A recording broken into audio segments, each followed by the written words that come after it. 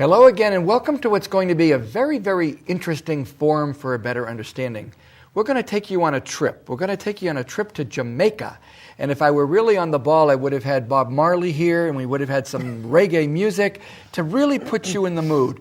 But since most of that is copyrighted and we wouldn't be able, I figured we'd have two guests, Lisa Newsom and Debi Nichols, who have been connected to this wonderful project of the Monsignor McCormick Jamaica Mission Project since its inception in 2003. We're going to have 165 slides coming at you, trying to give you an idea. I wonder if we could begin, though, with a word from Lisa and Debi about this project, very briefly, without a picture showing. The project, do you want to know where the project started? Shall we start there? Please. Okay, our project started in 2002 at a memorial mass for the 9/11 tragedy at our church at St. Mary's, Queen of Apostles here in Fresno, with Monsignor McCormick when he was still Father Pat. And we'll begin now showing you the pictures that are going to match off with some of these beautiful thoughts. So at our inception, we were at a mass at St. Mary, Queen of Apostles, and during that memorial mass, Monsignor McCormick picked 10 families from our parish, and he gave to each one of us a $100 challenge. He was given $1,000 by one of our parishioners and asked to do something good with it. So he took that $1,000, he broke it up into 10 $100 bills, and during Mass he chose 10 families, gave each of us $100, and asked us to take that $100 and do as much good for someone else as we could. The idea behind it was to make something good come out of something awful, like the 9/11 tragedy. Several months before that, at our parish, we had had a visiting priest from the Diocese of Mandeville, Jamaica, come and do an appeal. And I was very, very moved by his presentation. And I told my husband that day, if ever I get the opportunity to do mission work, that's the man I want to work with. So lo and behold, a few months later, we were given this $100, and immediately I was spoken to, and I heard that what I should do is find that priest and see how much help we could give to the Diocese of Mandeville through this $100 challenge. So I tracked him down. His name is Father Gary Weissman. He is a representative for the Diocese of Mandeville, Jamaica, working through Florida. And I found him. Then we decided to go, we went directly to the bishop then of the Diocese of Mandeville and found out what their neediest project was. We asked him to pick a project that we could raise money so they could complete. So we came up with a project to build a new kitchen for some orphans. The place where the orphans live is right across the street from the sea, and it floods every year during hurricane season. So every year they lose their kitchen and they have to move the children somewhere else, and the other location had no kitchen where they could feed the kids from. So they needed to build a new kitchen in that house right there you're looking at, which was built in the 1800s, but is where they took the children to be housed during the hurricane. Wow.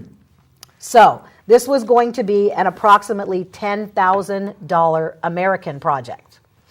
That was our original goal, was to try and raise $10,000 so the orphans at the Our Lady of Hope Children's Home that you see there could have a new kitchen. This is the kitchen we started with at the old house that we had to rebuild. It was 2 little tiny rooms, not connected. They looked like a closet. So we started raising funds to do this project, and our intent originally was to raise the funds and send them to Jamaica so that they could complete the project. Well, along the way, you're seeing here what we had to do to complete the actual project. We had to rip out a load-bearing wall. Glory be to God that we decided we could do that, because we didn't know what was going to happen. We thought the house might fall down when we did it.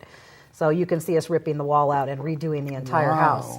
But what happened here was we started raising the money. We did everything from yard sales and car washes to huge banquet dinners and barbecues. You name it, we did it, with the intent of raising the money and sending it there to allow someone there to complete the project.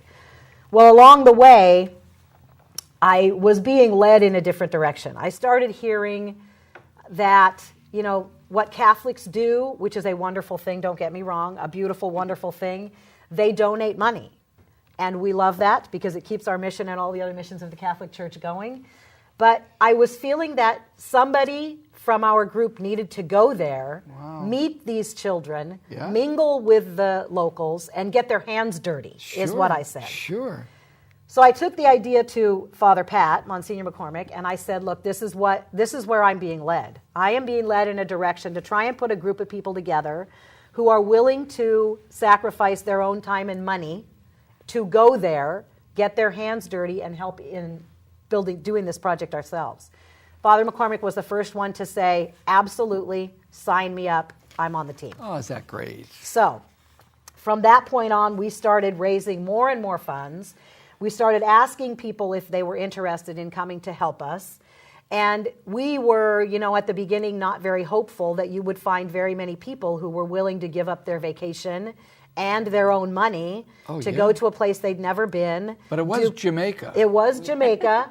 And people say that to us all the time. Jim, it's funny you brought that up. When we tell them, they go, sign me up. We want to go to Jamaica. And we always say, absolutely, come on. We'll show you the real Jamaica. Because we take great pride in telling people that none of us have ever seen a resort. We have seen the ocean, but we've never been to a resort or a hotel or anything like that. We live in missionary conditions, and it's wonderful.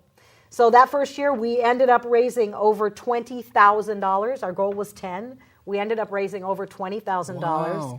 We put together a team of 10 people who all sacrificed their time and money to go, and that's some of the people that you're seeing here in the finishing of the project. We raised enough money to have built all custom cabinetry and everything. That was all installed after we left. But so if anyone is interested in contacting us, you're going to see this slide several times during the show. There's an email address and a telephone number there to get hold of me directly. Also, the address, if you want to send donations directly, is 3328 North Dante, D-A-N-T-E Avenue, Fresno, 93722. We'd love to hear from any of you just with questions or whatever. And as our slides progress, we're just going to show you some things that we have done every year. There are certain things that every team, we take different teams every year. Our teams are standardly 10 people. Because of accommodations with travel and stuff while we're there, we have to limit it to 10. And there are certain things we do every year. We visit the orphanage, which was our original project, was to work for these children. So we go there every year and spend at least a day or so playing with the kids and helping with repairs and stuff at the orphanage if they need things done. We also go out into what they call the bush, which we might call the outback, which is way out in the forests where a great many Jamaicans live. A huge portion of their population lives in conditions like you're seeing here.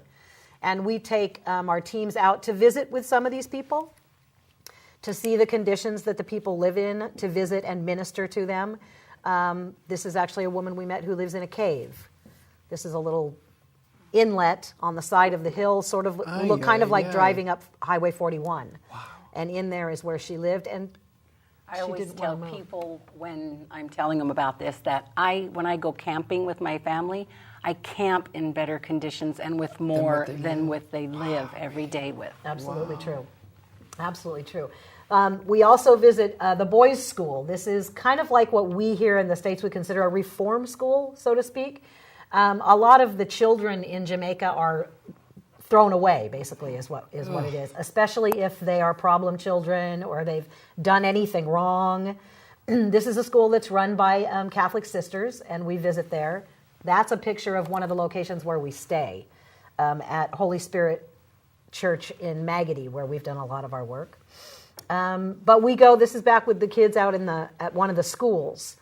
And we visit the schools, we visit the bush, we introduce the new team members to the island of Jamaica, its culture, its history. We visit the Sisters of Mercy home for the destitute and elderly, where we are not allowed to take pictures, so you won't see pictures of that in our slideshow. But that's a wonderful, wonderful mission for us. We spend a whole day there every time we go. And again, we've done repairs there, and we spend time with... During that picture right there, we worked with a group of optometrists who were visiting in Magady, and people were getting glasses for the very first time in their lives. Wow. This is another picture in Magotty of something that we were able to help set up. It's a sewing room where women learn to sew and make something they can sell. That's a picture of one of the Food for the Poor homes, which are the kind of homes that we build when we are there. That one is, and I don't believe we actually built that one, but it's a good picture of what they look like. Nice. So we also, while we're there, we also have opportunities we have daily mass because both of the locations where we stay are at parishes. We are able to have a daily mass, and we take prayer requests from all of our donors and people who just would like prayers. Every time we have a fundraiser or go anywhere, we ask people to fill out prayer requests. We take them with us and we put them on the altars and we pray over them every day while we're in Jamaica. We have daily group reflection and discussion time. So there's some of the things that we do on a yearly basis. We visit, all these different kinds of places and take people around, try to get them, introduced to some of the locals out in the bush. It's one of our team members from several years ago. This is a blind woman who was actually the spiritual leader of one of the nuns, one of the sisters that we work with, Jamaica, one of the most spiritual women I've ever met in my life, and she was there praying with one of our team members. Back at the orphanage, this is most of our team members love this day at the orphanage. Right. We get Father Pat especially. I think there's a picture yes. of Father Pat pushing the kids in one of their cars. Mm-hmm. And you can see how much the kids love the attention of the mission team members that we bring. This was his guitar. One of our team members brought his guitar with him and was teaching the local kids how to play.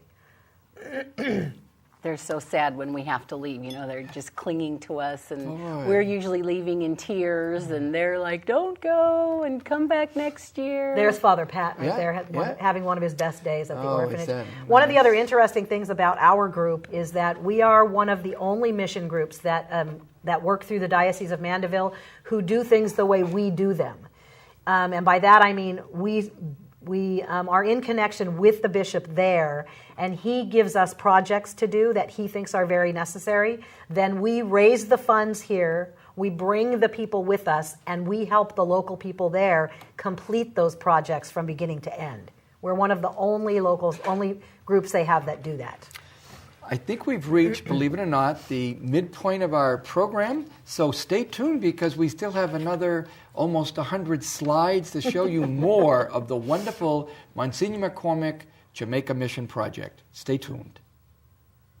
KNXT thanks all its loyal viewers and respected businesses who have supported your Catholic television station. Now you can support KNXT with program underwriting by having your name, your company's name, or organization associated with your favorite program. Detailed information about you or your company will appear before and after each program or day part you select. Keep the quality and spiritual message alive and make a difference. Call 559-488-7440 today or go online at knxt.tv to find out more about program underwriting on KNXT. Hello again, and welcome to the second part of what I'm finding one of the most fascinating forum for a better understanding. We're not in any sort of interfaith dialogue, but we are talking with Lisa and Debi about a program that they've been committed to for about 9 years already.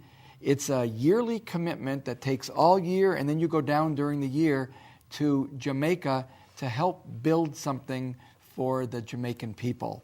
I wonder if Lisa could continue her narrative about some of the projects that have been included in the past. You've got some slides now of some really wonderful jobs you've been working on. Yeah, we're going to talk a little bit, Jim, about some of the things we've done in the past. Like I said, every year we work with the bishop of the Diocese of Mandeville, and he gives us projects to do there. So we raise the money, we go work with the locals. You see us here working with the locals to complete the projects. This is one of the first years that we went, and we actually, in these pictures, are installing a chapel onto the convent in Magotty, which is one of the places that we stay. So you'll actually see the sisters here who live in the convent there, helping us with the mixing of the cement and applying the cement to the walls. They do everything by hand there, obviously. You'll also get some idea in some of these pictures as to what kind of person is a member of our group. Oh, yeah. Because you'll see everything here from, 18, 19, 20-year-olds to, that was Joe Garcia you saw shaking the strainer. He has one eye. was in his early to late 70s when he went with us. So we have a very wide range of, there he is again, we have a very wide range of people who go. That's Father McCormick, who goes with us about every other year. But it's a very wide range of people. You don't need any special skills. We can always find something for you to do. We've done a lot of refurbishment to the schools, the Catholic schools here. Excuse me. They call them primary schools, what we consider an elementary school here. And during hurricane season every year, they're terribly damaged. So we've refurbished a few of the schools. This is at the location in Magotty where we stay. We have helped them to build community center, to structure, completely build a new clinic. The place where we stay is part of the community center. There's school there now. This is a mosaic tile floor in a hallway that we built, and none of us had any idea how to do tiling. Just so you know, this is nice. Yeah. We used their leftover tile, and we all learned how to do mosaic tiling at that point in time.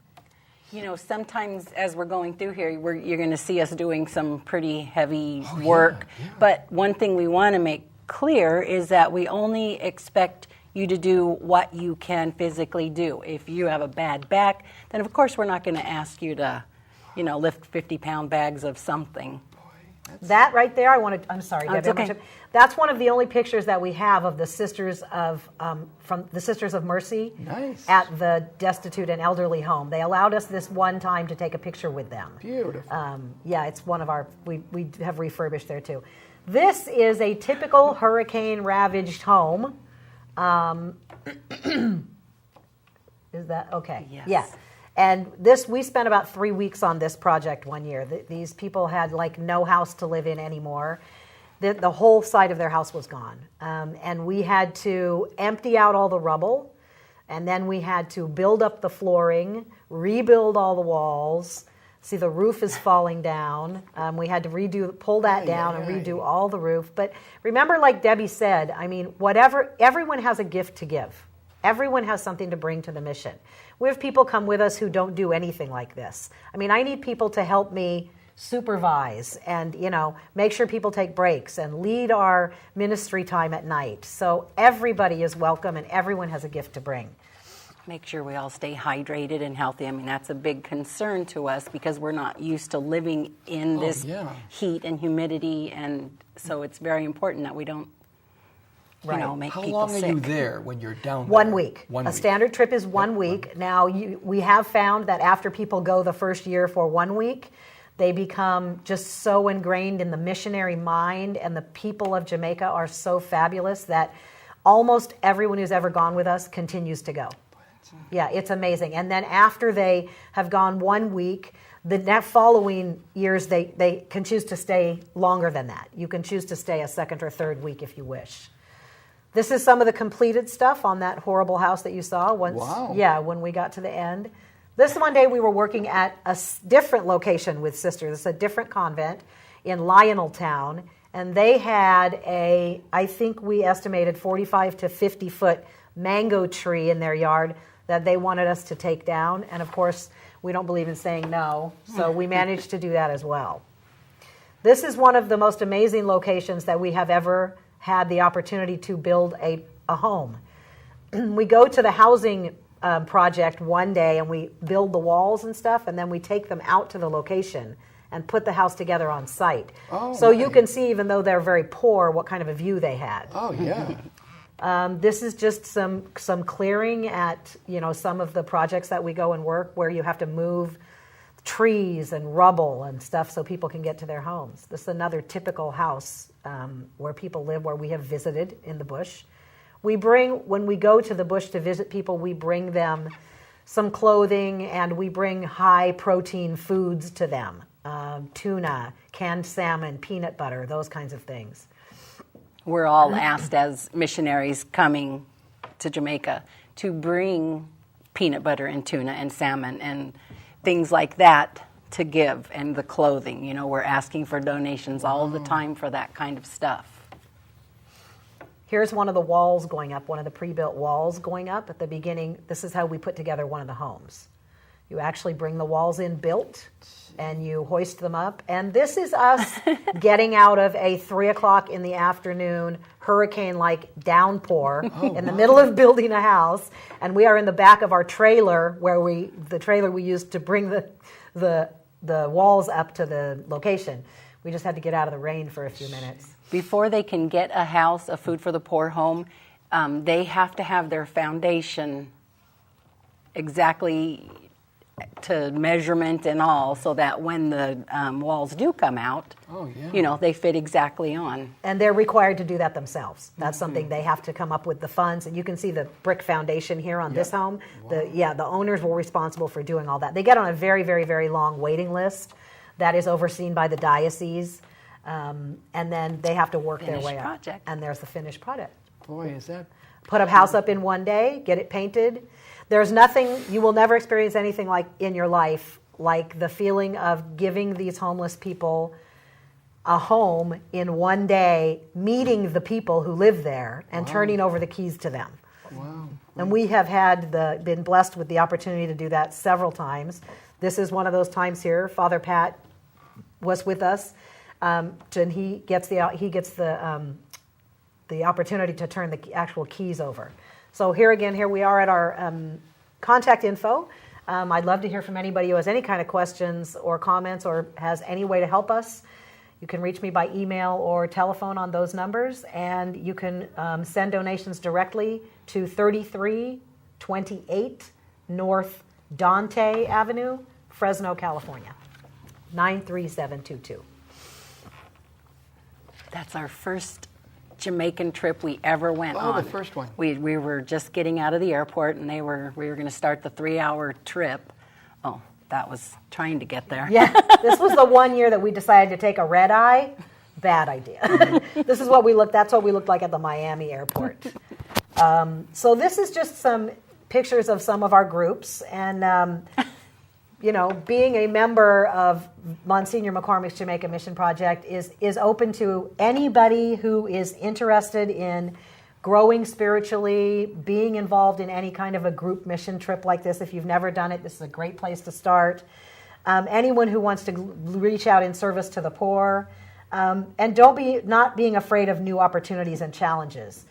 It is open to anyone who is Christian. They do not necessarily need to be Catholic, but they do need to be a Christian because we base everything we do on Christianity. So you're just going to see a few pictures here of some of our groups. That's actually my son, I have to tell you, and his wife. So we have generational people who go. Some of the other opportunities available, we do work get hard. Tired. Yeah, we do work hard. We do want to show you what happens to some of us by midday. Some of the other opportunities that are available to people who may not want to actually become a member and go themselves. We always need missionary sponsors. We have people every year who are very devoted to the project and who would really love to go but can't afford to go. So missionary sponsorship is something we can always use. We can always obviously use monetary donations because that's how we complete our missions. One of the biggest things we ask for, the thing that keeps us going the most, prayer. Anyone who's a prayerful person, please put us on your list. Put us in your church bulletin. Put us in your daily prayers. Also, prayer requests. Send your prayer requests to me. You have my email address on here. I've given you the snail mail address. Send them to us. Leave them on my telephone. We love the prayer requests. We pray over them every day while we're on mission in Jamaica, and it really, really helps us to focus on who it is that helps us get there and why we're doing the work we're doing. We also could use a lot of donations from maybe local business owners who would like some wonderful tax donations, write-off tax donations. We do a lot of printing of posters, tickets, flyers, the beautiful T-shirts you see us wearing that people recognize. We do those. We also do a motorcycle run every year that we need T-shirts printed for. We can also use... We'd like to have a web page built if anybody is interested in helping us with that. We do a wine tasting every year. We could use wine donations. Nice. The high-protein foods that we take with us that you heard Debi talking about, canned tuna, salmon, any kind of canned meat, peanut butter, beef jerky, nut products of any kind. raffle prizes for the fundraisers, anything like that. We do huge barbecues, the meat that we need for the barbecues. Those are all ways that the local community can get involved without actually going with us in helping our mission to reach our goals every year. So these are just some of our happy teams you see. Beautiful teams. They together. just all seem, except when they're sleeping, they look very happy. You know, we always go on mission thinking we're going to go there and change these people's lives, or we're going to go there and they're going to really get something out of it. It is so much the opposite. I can imagine. I mean, that's why they look like that. That's the day that we pulled down the 50-foot tree. And it was the day of our lives. I mean, what you experience and what they give back to us is multitudes more than anything we could ever give them. And that's really how God blesses you as a missionary, I think. Now, what about this motorcycle one run? One of our biggest fundraisers every year. This is our second annual Jammin' for Jamaica motorcycle run. This year it'll be held on Saturday, June the 16th. Anybody with any kind of a motorcycle or scooter is encouraged to come and join us. Motorcycle clubs, please get in contact with me and back us up on this. We'd love to have the other clubs out.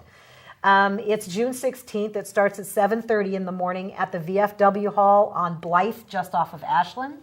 We have breakfast, we have T-shirts, and afterwards we have a huge barbecue Jamaican party with music and everything. Nice.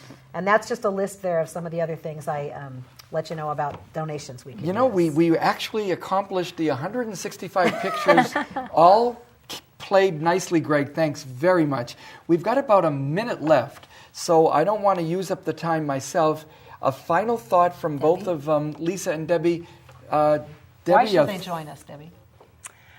Well, because it just changes your life. It absolutely changes your life. You think, like Lisa said, you're going to just go do so much for these people, but you just end up having tears and every night because of what you see and the love of God that you see on their faces when they're living in a cave, but yet they just trust God so much, it makes me want to cry thinking about it.